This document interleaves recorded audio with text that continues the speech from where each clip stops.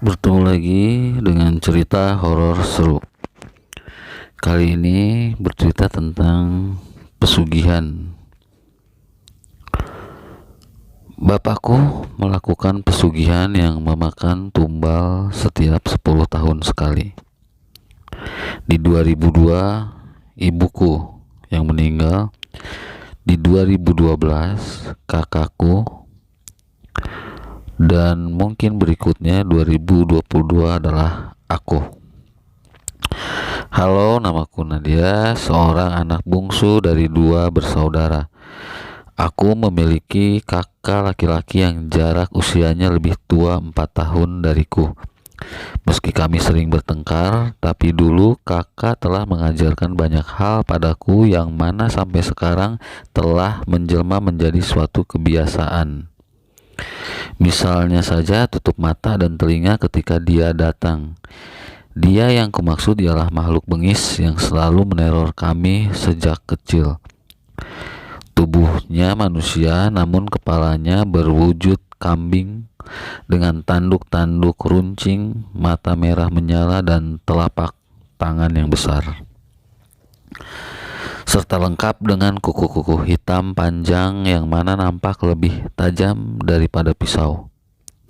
Makhluk itu yang telah merenggut keutuhan keluargaku, dan dia selalu datang pada setiap malam Selasa dan beberapa malam-malam tertentu. Kalau kalian bertanya, apakah makhluk itu sampai sekarang masih suka datang?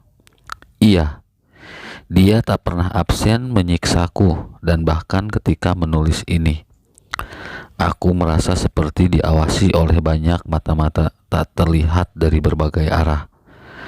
Sebenarnya aku bingung dari mana harus mulai cerita. Rasanya kayak udah terlalu banyak, menumpuk, ruwet, dan takut. Aku benar-benar merasa sendirian sekarang menghadapi situasi ini. Di saat Bapak seolah juga pasrah menyerahkanku pada dia. Kami tinggal di salah satu kota besar di Jawa Timur. Dulu keluargaku bisa dibilang keluarga yang bahagia banget. Semuanya nyaris terasa sempurna.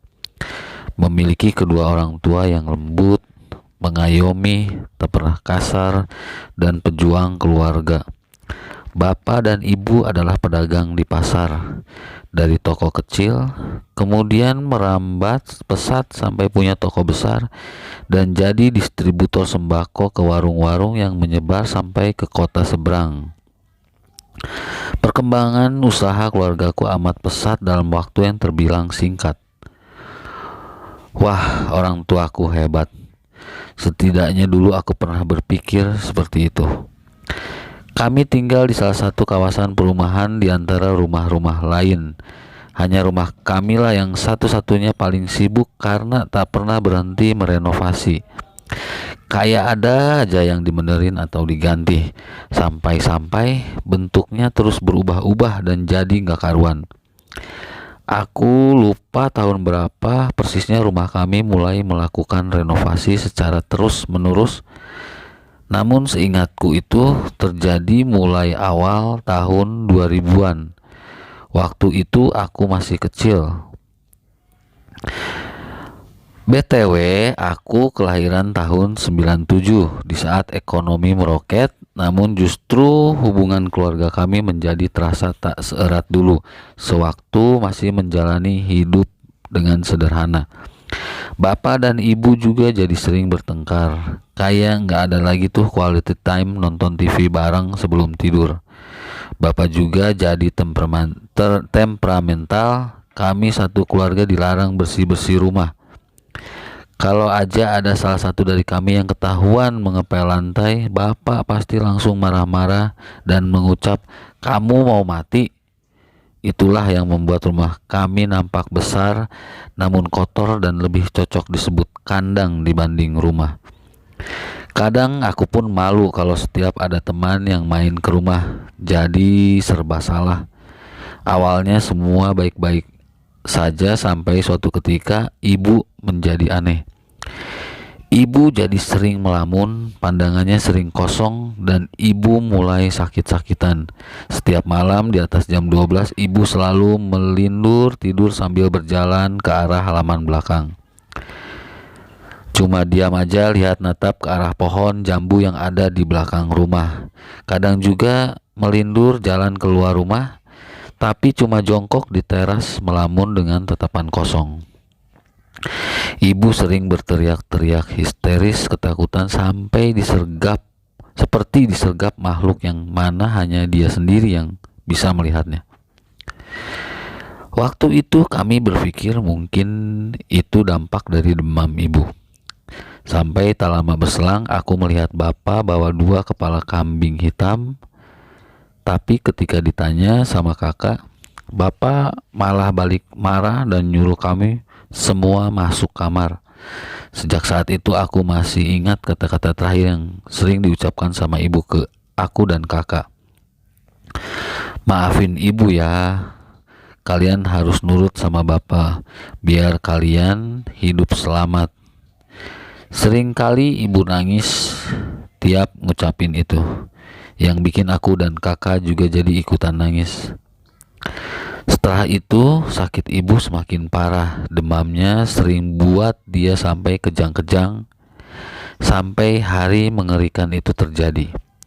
Kami sedang makan di ruang tengah yang tak melihat sekat dengan dapur, yang tak memiliki sekat dengan dapur. Waktu itu ibu tiba-tiba bilang haus, terus mau mengambil minum ke belakang. Tapi ibu malah masak air di panci besar. Aku mengira mungkin ibu mau mandi air hangat. Namun yang dilakukan ibu justru membuat aku menjerit histeris. Aku melihat dengan mata kepalaku sendiri, ibu berdiri di depan kompor. Dia membuka tutup panci yang airnya sudah mendidih. Setelah itu secara mengejutkan ibu mencelupkan kepalanya sendiri ke dalam air mendidih yang masih berada di atas kompor yang menyala tersebut. Kami berteriak, bapak sigap berlari menghampiri ibu, namun ketika kepala itu ditarik paksa dari dalam panci sampai tubuhnya terjatuh ke lantai dan ibu nampak kejang-kejang tanpa bola mata hitam. Di situ ibu meninggal dengan cara yang mengenaskan di depan anak-anaknya. Tahun 2002 ibu meninggal. Setelah kepergian ibu, rumah kami mulai semakin banyak teror yang menjadi-jadi, dan kami mulai dihantui oleh makhluk kepala kambing yang mana kehadirannya telah diundang. Kematian ibu dan bagaimana cara dia meninggal masih terus terngiang-ngiang di kepalaku. Itu merupakan duka pertama sekaligus menjadi awal mula dari petaka yang menimpa kami. Sampai sekarang tak diketahui pasti apa alasan dibalik meninggalnya ibu. Namun orang-orang mengatakan bahwa ibu mengalami depresi tingkat akut dan gangguan kecemasan. Entah dari mana informasi tersebut bersumber, semua opini tentang ibu berkembang liar begitu saja yang kadang membuat aku dan kakak ikut merasa tersinggung. Kok bisa ya mereka menilai begitu tentang ibu? Namun ya kami cuma bisa diam menyimpan kekesalan sendiri. Hari-hari tanpa ibu terasa jauh berbeda. Bapak juga jadi jarang pulang dan sering tidur di toko. Rumah sebesar ini cuma dihuni oleh aku dan kakakku. Sejak usaha bapak berkembang, bapak tidak pernah mau memakai pembantu rumah tangga. Katanya dia tidak suka kalau ada orang luar di antara kami. Alhasil ibulah yang mengurus semua pekerjaan rumah sendiri, dan di waktu bersamaan ibu juga membantu usaha bapak di pasar. Namun yang sangat terasa berbeda ialah suasana rumah. Aku benar-benar merasa asing di rumah sendiri. Suatu malam sebelum 40 hari meninggalnya ibu, Tengah malam kakak mengetuk-ngetuk kamarku. Dia tampak gemetar, ketakutan, dan wajahnya banjir oleh keringat. Namun malam itu kakak tidak bercerita apapun. Dia cuma bilang mau tidur di kamarku, soalnya kamarnya panas. Namun beberapa tahun setelah itu, kakak baru bercerita bahwa yang sebenarnya terjadi malam itu ialah dia mimpi melihat ibu di kerangkeng rantai besi. Ibu menangis kesakitan dan berteriak menyuruh kakak lari. Tetapi kemudian ada makhluk hitam besar berbulu yang menyergap kakak dan akhirnya kakak tersentak bangun. Tapi ketika sudah bangun, kakak masih mendengar suara ibu menangis dari arah halaman belakang, yang mana memang jendela kamar kakak menghadap langsung ke halaman belakang. Suara ibu menangis merintih terdengar begitu jelas dan tak berhenti. Merasa merinding, kakak akhirnya keluar kamar dan membangunkan aku. Memang sejak kami sering ditinggal di rumah berdua, kami sering sekali mendengar suara-suara aneh, seperti derap langkah keras dari lantai atas, tepatnya dari kamar ruang kerja Bapak, yang kami semua dilarang untuk membuka apalagi masuk ke dalam ruangan tersebut. Suara benda-benda terjatuh sendiri, suara orang menangis. Kakak juga pernah melihat sosok seperti kuntilanak yang merayap di jendela kamarnya. Kuntilanak itu katanya tersenyum lebar dengan mata melotot menatap ke arahnya.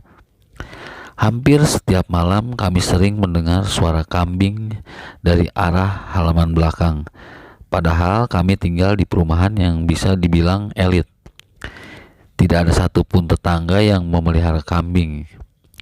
Sampai-sampai aku juga pernah beberapa kali ditanya oleh tetangga yang menduga bahwa kami memelihara kambing di rumah. Karena ternyata tetangga-tetangga kami pun mengaku sering mendengar suara kambing setiap tengah malam sampai waktu menjelang subuh. Tahun demi tahun kami tak punya pilihan selain terus melanjutkan hidup. Berupaya terbiasa dengan segala keanehan-keanehan di rumah. Dan Bapak yang setiap hari Senin selalu saja melakukan ritual di ruang kerjanya dengan membawa kepala kambing hitam. Bisnis Bapak memang semakin maju. Bapak juga mendapatkan banyak proyek-proyek lain. Tak memungkiri aku pun ikut menikmati segala fasilitas yang Bapak beri. Dan itu memang lebih dari kata cukup. Bapak juga sering bersedekah ke masjid dan ke panti-panti. Setidaknya itulah hal positif yang aku lihat dari Bapak yang secara gak langsung membantu aku menampik segala pemikiran buruk tentang Bapak. Sampai pada 2012 pertengkaran hebat terjadi antara kakak dan Bapak. Waktu itu kakak mengamuk tak terkendali sampai membawa pisau mengancam untuk membunuh Bapak. Aku yang melihatnya tentu saja cuma bisa menangis sambil berusaha sekuat tenaga menahan kakak agar tidak kelepasan. Kamu bunuh ibuku, sekarang gantian. Aku terkejut dengan kata-kata kasar yang berulang kali diteriaki oleh kakak ke Bapak. Kakak tersulut emosi seperti orang kesetanan. Sedangkan Bapak hanya berdiri terdiam tanpa melakukan perlawanan apapun, seolah mengakui perbuatannya. Bapak tiba-tiba menangis. Dia bilang, "Iya, seharusnya Bapaklah yang mati, bukan ibu." Bapak menjelaskan kalau selama ini dia melakukan pesugihan atas persetujuan ibu. Mulanya perjanjian itu tidak meminta tumbal manusia, hanya ritual dan penyerahan kepala kambing hitam sebagai pengganti tumbalnya. Tapi tidak diduga oleh Bapak, tiba-tiba dia mendapat mimpi kalau iblis itu meminta tumbal dari orang yang paling disayang oleh Bapak. Dia meminta salah satu dari anak-anak Bapak, yaitu antara aku dan kakak.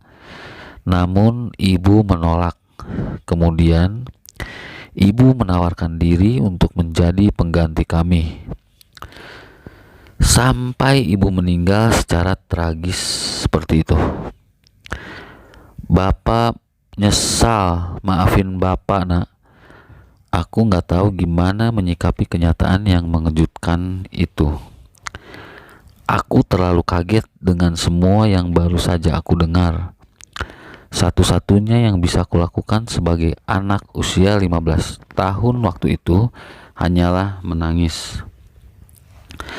Beberapa hari setelah itu kakak tidak pulang ke rumah. Tidak tahu dia pergi kemana, aku cuma sendirian. Ngobrol sama bapak pun hanya sekedarnya saja. Sampai bapak akhirnya mencari kakak yang menginap di rumah temannya, lalu memintanya untuk pulang. Bapak mengumpulkan kami. Di situ dia mengakui kesalahannya dan dia menjelaskan kalau tidak memiliki pilihan lain selain melanjutkan apa yang sudah dia mulai. Kalian berdua sudah dewasa. Bapak nggak ingin ada korban lain setelah ibu. Pada inti dari pembicaraan itu, Bapak secara nggak langsung meminta kami untuk menerima kenyataan menyedihkan sekaligus mengerikan ini. Bapak meminta kita untuk membantu Bapak melanjutkan ritual dan menjaga rahasia keluarga ini agar kami semua selamat dan tidak ada tumbal lagi. Kami pun terpaksa melanjutkan hidup sesuai dengan apa yang diminta Bapak. Gimana pun kenyataan yang harus kami hadapi ialah ini semua telah terjadi dan gak bisa diubah.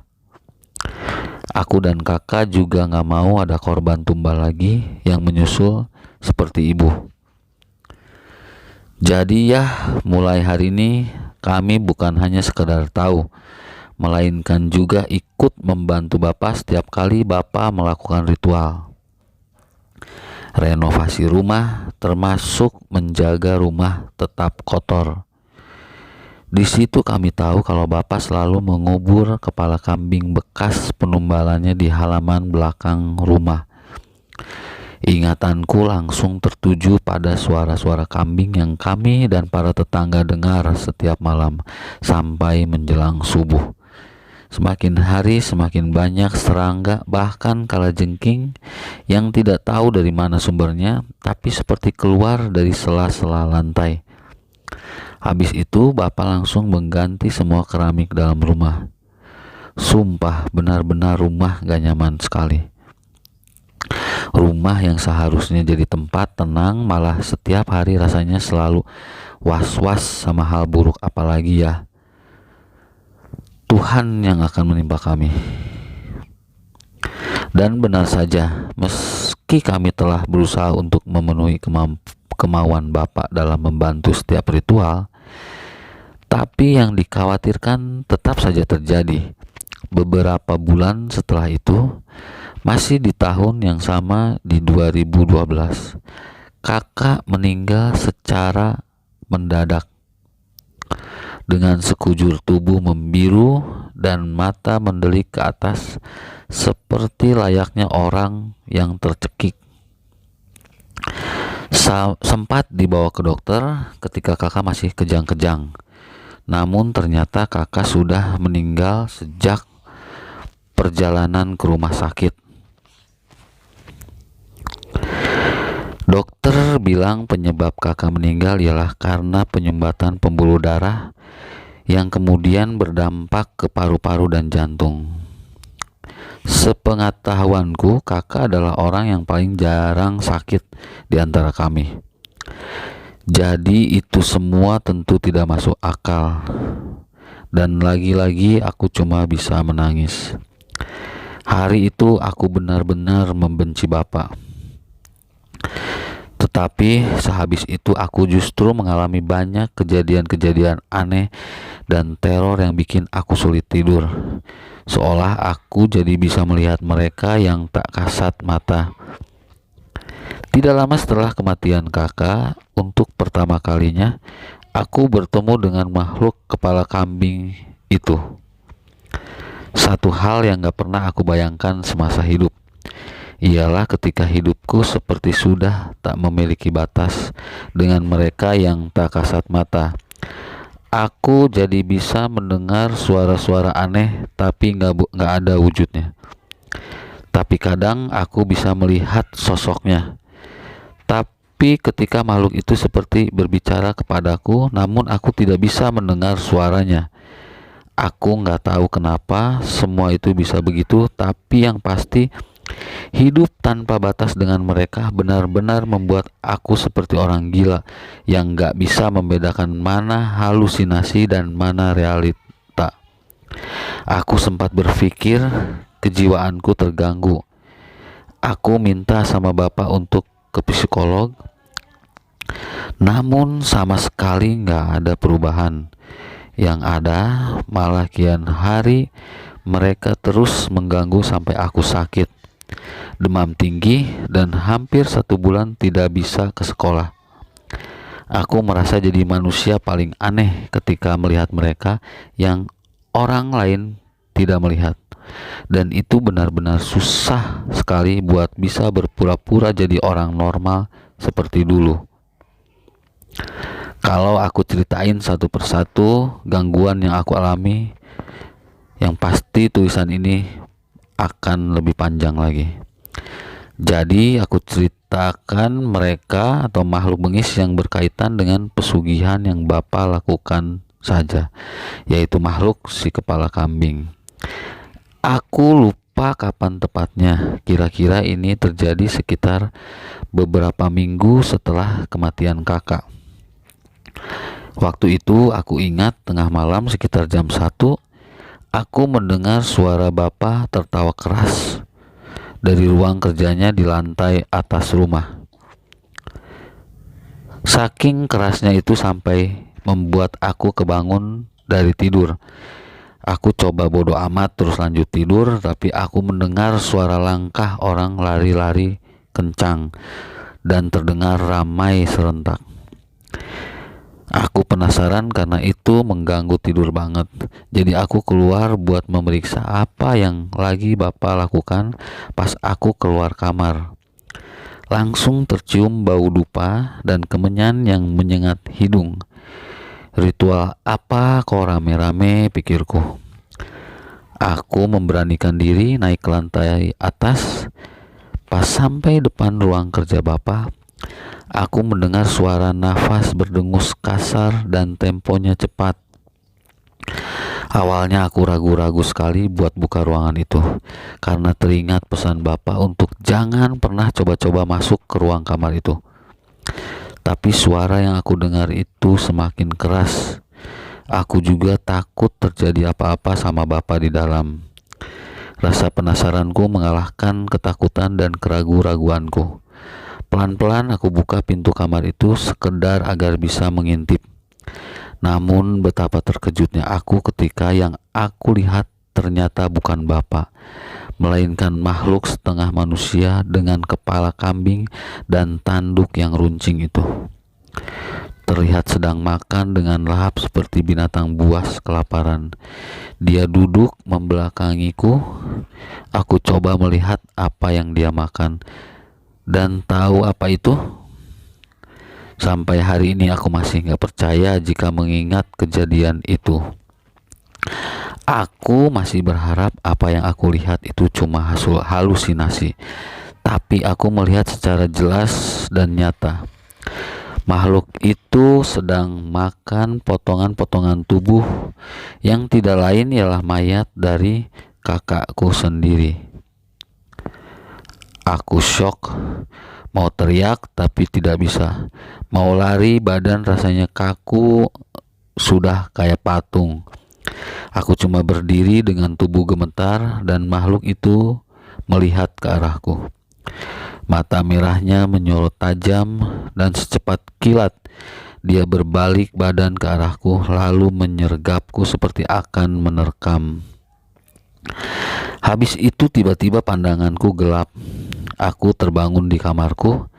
Kepala rasanya pusing sekali dan badan terasa remuk pada sakit seperti habis dibanting. Di lengan dan badanku juga banyak luka seperti luka cakar. Aku memanggil-manggil bapak dan bapak bilang semalam aku pingsan di depan ruang kerjanya. Dengar bapak ngomong kata ruang kerja, seketika aku teringat kejadian yang kulihat tadi malam yang bikin aku sampai pingsan. Aku langsung gemetar, aku nangis, takut banget. Aku ceritakan semuanya pada bapak.